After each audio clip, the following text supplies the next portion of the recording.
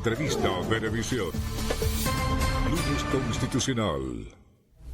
Gracias por el pase, compañeros. Muy buenos días. Les saluda Margarita Oropesa.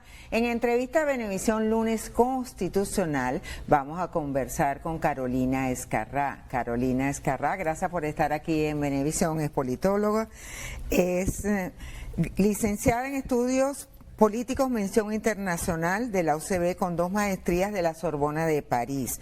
Actualmente es directora del EFICEN, que es la Escuela de la Asamblea Nacional. Carlos Escarrá.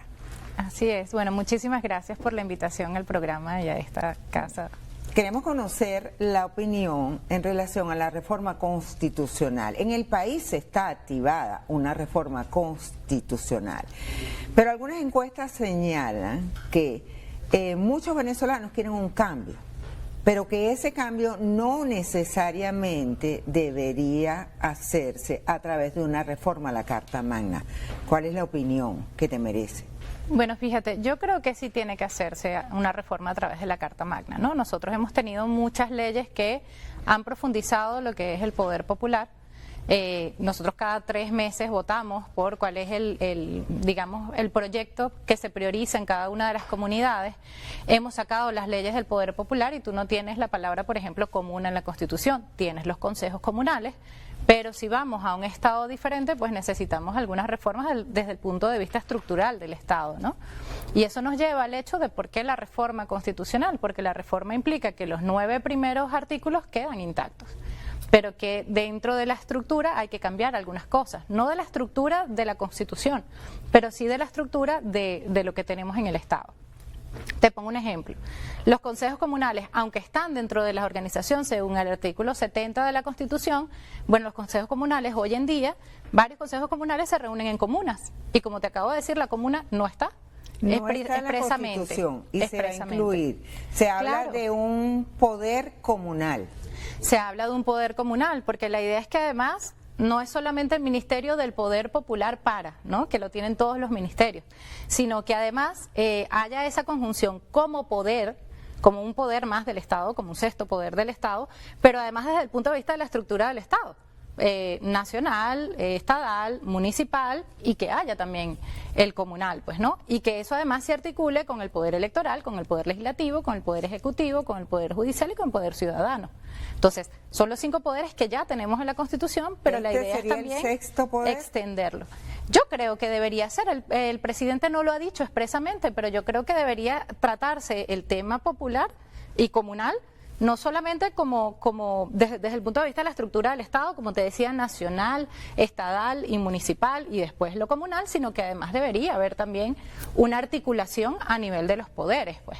Porque al final la idea es repartir el poder en la ciudadanía, la idea es que el pueblo tenga realmente el poder. Decía la primera combatiente en el 2007, decía devolverle el poder al pueblo, y eso está además en el 5 de la Constitución, que es precisamente el artículo que te habla de la soberanía reside en el pueblo, pues, ¿no? Varias líneas estratégicas que tienen que ver con la democracia, la representación del pueblo, la economía, la soberanía. En materia de soberanía, que tú eres experta en este tema, ¿qué artículos deberían incluirse?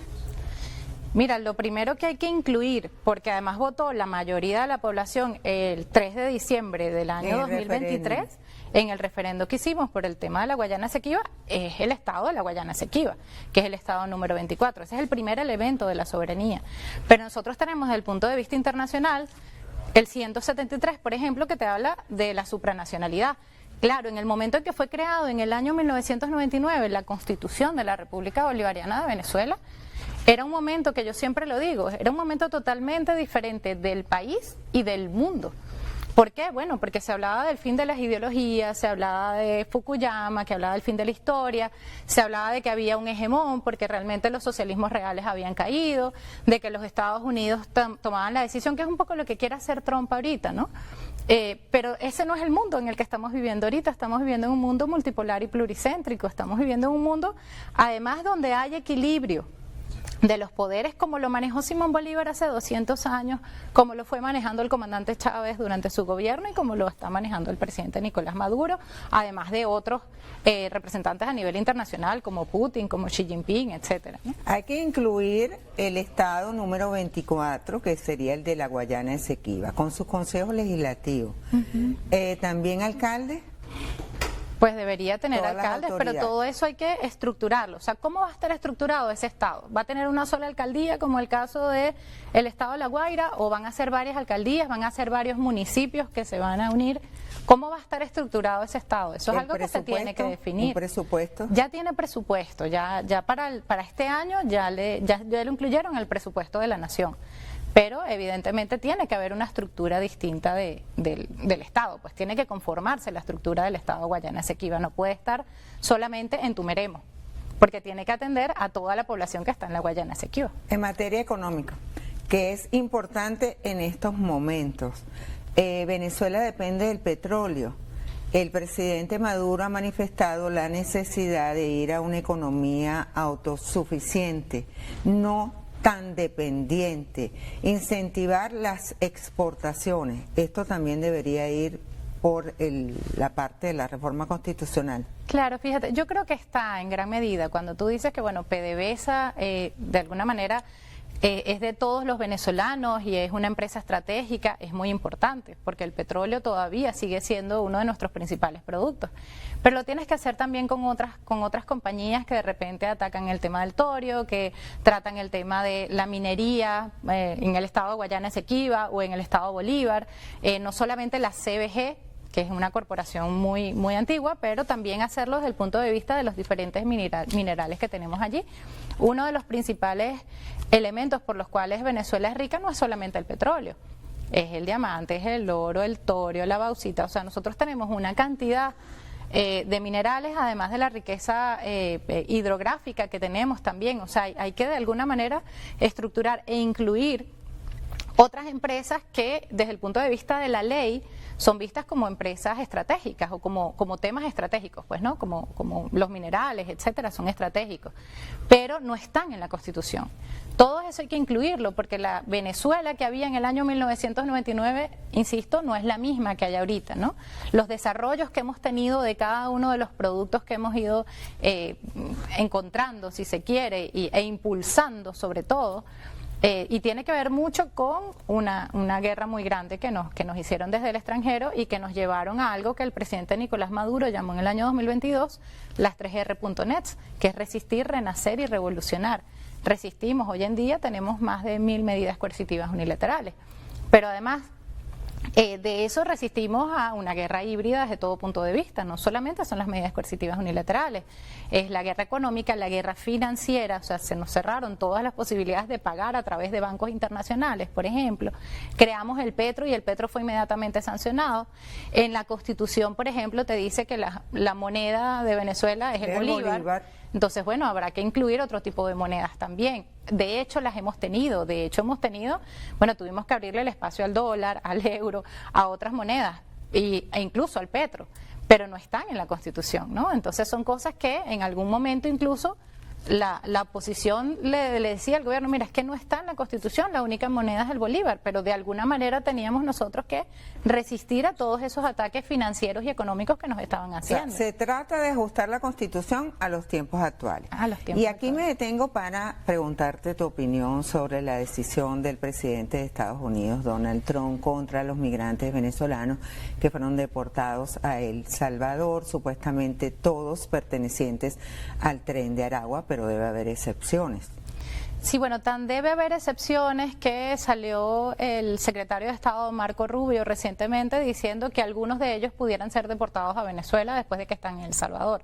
O sea, desde El Salvador pudieran ser enviados a Venezuela otra vez. Yo creo que es una forma de presionar lo que hicieron con el tema de Chevron. Es una forma de presionar para que nosotros enviemos los aviones a Estados Unidos. El problema es que no tenemos garantías en Estados Unidos de que esos aviones vayan a ser respetados porque vivimos lo que vimos con los aviones en Argentina, que después fueron enviados a Estados Unidos y fueron destrozados, ¿no? Entonces, ¿qué es lo que de repente estaríamos negociando? No lo sé porque no formo parte de esas negociaciones, pero se me ocurre que lo que debemos estar negociando es que nosotros podamos buscar a nuestros connacionales en otro lugar que no sea Estados Unidos, o que por lo menos tengamos las garantías de que no le van a hacer nada a nuestros aviones cuando vayamos a buscar a nuestros connacionales. Y todo es un tema de negociación, ¿no? Tiran y encogen. Y los Estados Unidos además siempre se ha manejado con una doctrina que es la doctrina del garrote y la zanahoria. Entonces, por un lado, el jueves pasado apenas decían que se iban a reanudar los viajes, y el domingo sale Trump con esta decisión. Una decisión que además es muy controvertida porque hasta incluso un juez de los Estados Unidos del Distrito de Columbia, que es la capital, dijo que tenía que suspenderse esa decisión por 14 días, porque no estábamos en una etapa de guerra. Si tú, yo no sé si has tenido chance de leer. El presidente Trump dijo, estamos en guerra y esto es una invasión. Bueno, de Cuando alguna tomó manera, la decisión contra los migrantes venezolanos. de alguna manera están reconociendo entonces que están en guerra con Venezuela, lo están reconociendo. Pero si tú haces el análisis de todo lo que está pasando en los Estados Unidos, hace poco dijeron que iban a hacer un decreto para 43 naciones para que sus connacionales no puedan entrar a Estados Unidos. Es decir, lo de Venezuela parece ser como un laboratorio, ¿no? Vamos a ver qué pasa en Venezuela para además aplicarlo en otros estados. Pareciera ser lo que pudiera ser. Vamos a probar y vamos con esta medida contra otros países. Pareciera ser, porque te hablan de 43. Comenzar con países latinoamericanos, seguir con países latinoamericanos. No lo sé, porque en esa primera línea de esos 43 países hay líneas rojas, líneas amarillas, líneas anaranjadas. En esas primeras líneas evidentemente está Cuba, evidentemente está Nicaragua, pero también está la República Popular Democrática de Corea, también está Irán, también hay otros países que no forman parte de Latinoamérica. Tenemos que hacer una pausa. Está bien. Nos acompaña Carolina Ezcarrá, politóloga, y con ella estamos conversando sobre especialmente la reforma constitucional. Ustedes quédense allí, en minutos regresamos. Esto es Lunes Constitucional en Entrevista Venevisión.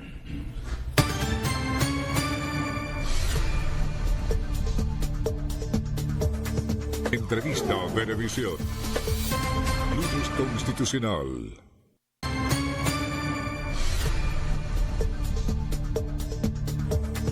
Entrevista Venevisión. Lunes Constitucional. Continuamos el Lunes Constitucional conversando con Carolina Ezcarrá sobre todo lo que tiene que ver con la reforma constitucional y la política internacional. Venezuela en su política internacional frente a otros países, ¿qué debe también incluirse a tu juicio en la reforma constitucional? Mira, ¿qué hace falta en la reforma constitucional para que Venezuela se plante frente a otros países? Fíjate, una de las cosas que se maneja es el tema de cómo son esas alianzas internacionales, ¿no?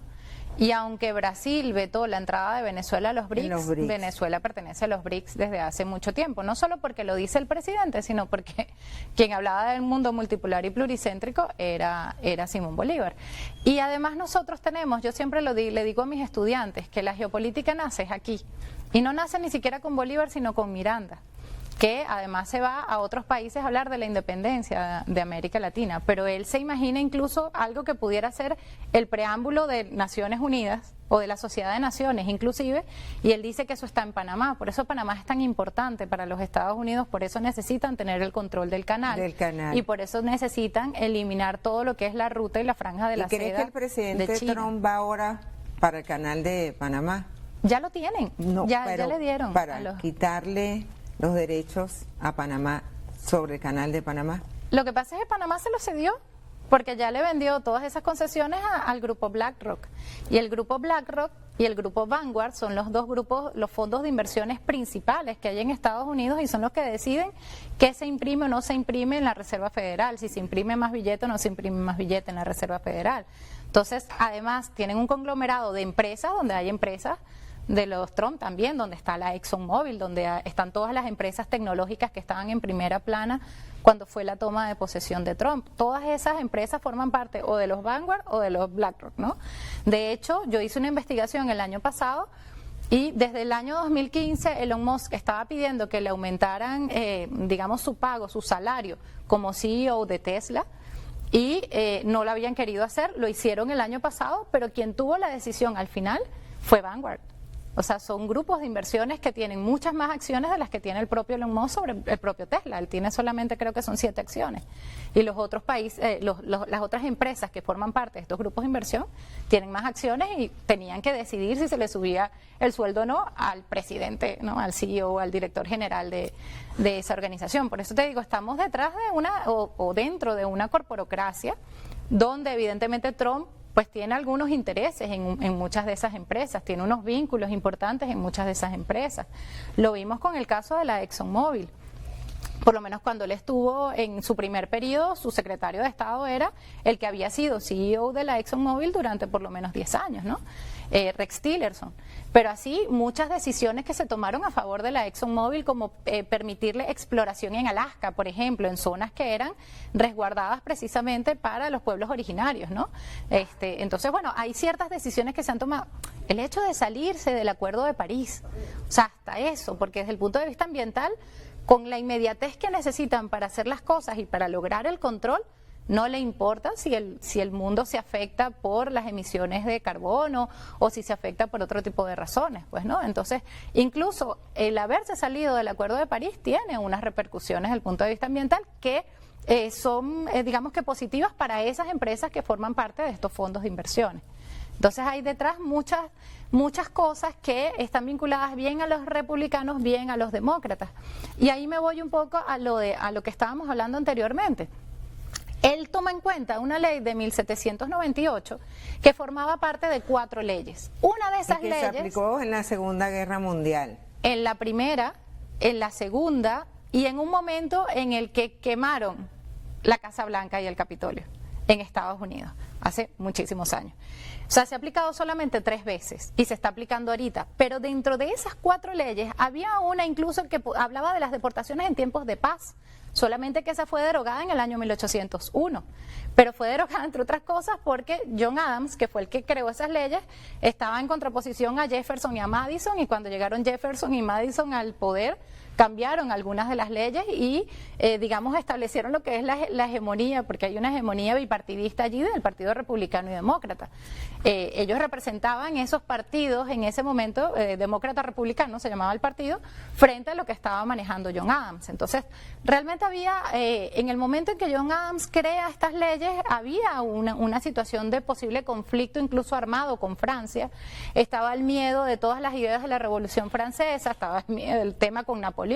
Es decir, había muchas circunstancias que no están hoy en día, y por eso este juez del Distrito de Columbia dice, mira, no estamos en épocas de guerra.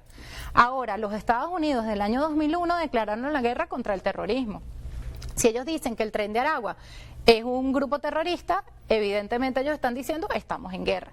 Lo importante aquí es que yo creo que se sacaron la careta, de alguna manera, dijeron estamos en guerra, cosa que no habían querido aceptar. Y aceptaron que bueno, que hay una guerra híbrida contra Venezuela donde manejan diferentes elementos. ¿Qué derechos fundamentales hay que reformar en la Constitución?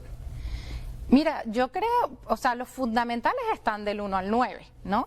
Pero hay que reformar la estructura, el artículo 16 de la Constitución, hay que incluir al Estado de la Guayana Esequiba, hay que adaptarnos a este nuevo momento en el que tenemos el nazismo a flor de piel, el neonazismo, el fascismo a flor de piel en el mundo, y lo podemos ver no solamente con que Bukele se haya reído de la decisión de este juez, es decir, fíjate, la decisión del juez fue el mismo día que Trump saca el decreto, ese mismo día envía a los deportados a El Salvador. Días después, es decir, ayer, sale Marco Rubio, que es el secretario de Estado, diciendo, bueno, algunos de ellos pudieran ser deportados a Venezuela. Primero tú los tienes que deportar a Venezuela directamente. Los derechos humanos serían reformados dentro de la Constitución, entonces. Pues yo creo que sí, se o sea, de alguna manera. A este caso de la deportación de venezolanos hacia El Salvador. Yo creo que hay varias cosas. Uno, nosotros tenemos una gran corresponsabilidad con lo que tiene que ver con la defensa integral de la nación, ¿sí? Pero dentro de los ámbitos, esto lo dice el profesor Jesús Barrios, dentro de los ámbitos de defensa no está, por ejemplo, el ámbito comunicacional. Y a nosotros nos han hecho una guerra comunicacional muy grande, ¿no? A nivel internacional me refiero. Toda la campaña que hubo para que la gente se fuera del país en un momento determinado. ¿Y eso estaría incluido en la reforma constitucional? Pues debería de alguna manera incluirse. El aspecto comunicacional. No solamente el aspecto comunicacional, porque además tenemos nuevas leyes en ese sentido, sino que además todo lo que está inscrito en la ley Bolívar. Porque si te pones a Hablando de la ley orgánica Libertador Simón Bolívar, algunos analistas manifiestan que no es necesario incluir artículos de esa ley en la Constitución, en la reforma constitucional, porque ya existe una ley orgánica. Sin embargo, el presidente de la Asamblea Nacional, Jorge Rodríguez, en reiteradas ocasiones ha manifestado la necesidad de que esto sí tenga rango constitucional. Bueno, o sea, ¿qué sucede? Medidas severas contra aquellas personas que han pedido sanciones, invasiones contra Venezuela. ¿Qué sucede? Que hay una traición a la patria, que tiene que estar de alguna manera contenida en la Constitución. ¿Por qué? Porque para tú poder reformar la Constitución Nacional, ¿okay? Aquí hay unos libros que traje de mi papá sobre la reforma y eso, pero para tú poder reformar la Constitución Nacional, aprovecho de enseñar el libro de Carlos Escarrá sobre la reforma constitucional del año 2007, tú necesitas pasar por unos...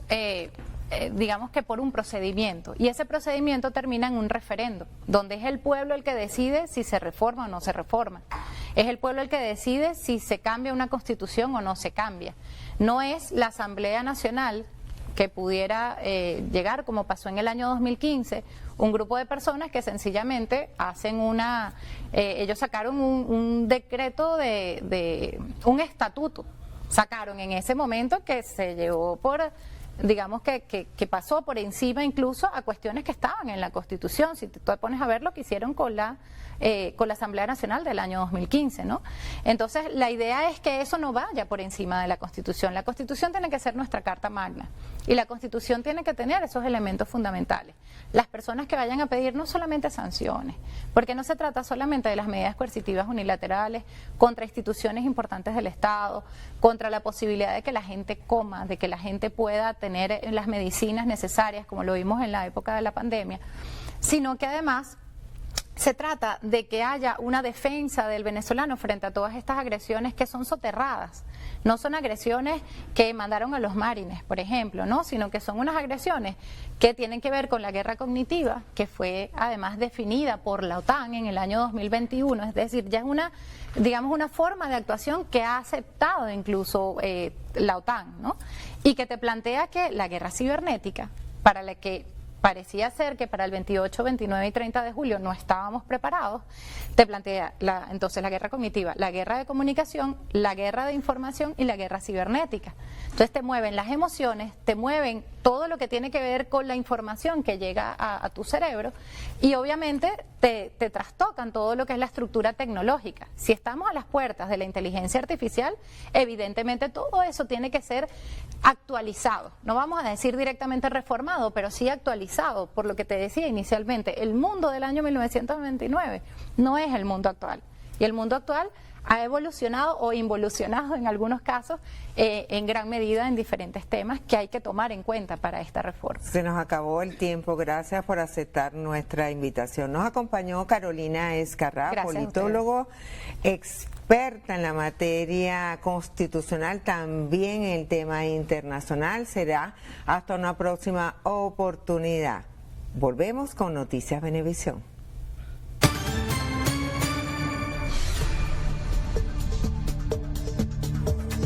Entrevista Venevisión. Lunes Constitucional.